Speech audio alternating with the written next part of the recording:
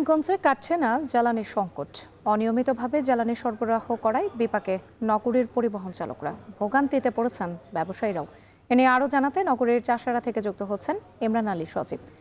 Imran, rationing পদ্ধতিতে কি fuel দেওয়া হচ্ছে কিনা, নাকি চাহিদা অনুযায়ী জ্বালানি নিতে পারছেন না চালকরা?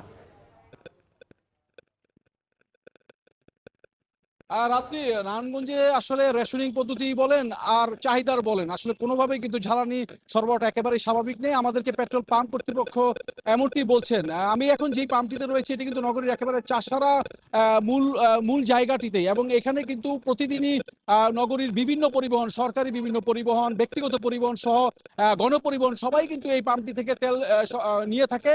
তো এই পাম্প কর্তৃপক্ষ যেটি বলছেন যে গত বৃহস্পতিবার তাদেরকে সর্বশেষ 4,500 লিটার ডিজেল সরবরাহ করা হয়েছিল ডিপো থেকে, এবং তখন কিন্তু তাদেরকে অকটেন দেওয়া হয়নি, যার কারণে তারা কিন্তু আসলে ব্যক্তিগত যেই পরিবহনগুলো আছে, যারা ব্যক্তিগতভাবে ব্যবহার করে থাকেন সেই পরিবহনগুলোতে কিন্তু জ্বালানি নিতে পারছে না।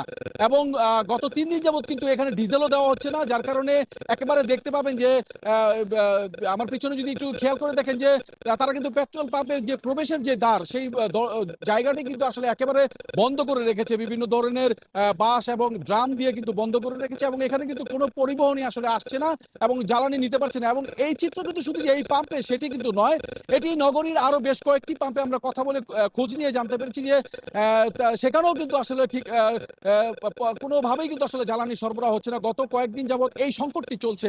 তো পাম্প কর্তৃপক্ষ যেটি বলছেন যে এই যে পদ্ধতিতে, মানে রেশনিং পদ্ধতি বলেন এবং যেই পদ্ধতিতে আসলে তাদেরকে জ্বালানি সরবরাহ করছে, এতে কিন্তু আসলে তাদের ব্যবসায়িকও একটি ক্ষতির মুখে পড়ছেন তারা।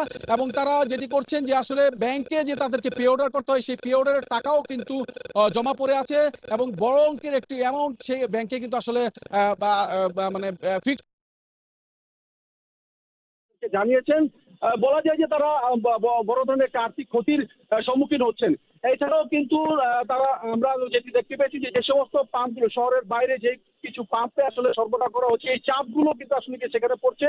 এবং এই তেল নিতে গিয়ে যে ঘটনাটি হচ্ছে, আমরা বেশ কয়েকবার সংবাদও প্রকাশ করেছি যে পাম্পগুলোতে কিন্তু আসলে বিভিন্ন অপ্রীতিকর ঘটনাও ঘটছে। যারা জ্বালানি দিয়ে আসছেন, সিরিয়ালে দীর্ঘ সময় দাঁড়িয়ে থাকতে হচ্ছে। সেই ক্ষেত্রে কিন্তু আগে পরে তেল নেওয়াকে কেন্দ্র করে মারামারি, হাতাহাতি ঘটনা কিন্তু আমরা বিভিন্ন সময় খবর প্রচার করেছি।